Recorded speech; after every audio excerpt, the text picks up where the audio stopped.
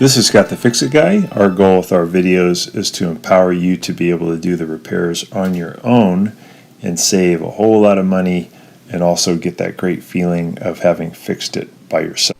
This is a really quick and easy fix for a oven door that doesn't close all the way, so the light kind of stays on and some of the heat escapes. It's very easy to do this. It'll just take you a couple of minutes.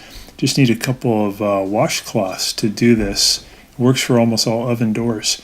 So I'm going to put a washcloth here by the hinge, another one over on this side, and then I'm going to close the door, and I'm going to apply some inward pressure at the top. I want the pressure to be really even on both sides. I'm going to kind of pulse it in where it's near closing. Then I'll take away the washcloths, and now the spring works a little better. It's closer to being all the way closed. So I'm going to do that again. This time I'll put a little more force because I'm almost there. I just have to go a little further.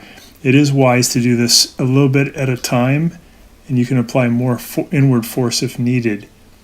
So I need to go a little further in. You can see I increased how far I'm going in by about ½ an inch.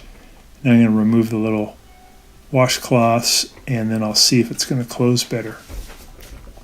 Yeah, there we go. So now the light will turn on and the heat won't escape. It's super easy. Just take you a couple of minutes. So you put the washcloths in there by the hinge and then close the door and try to give it inward pressure at the top, but nice and even on both sides.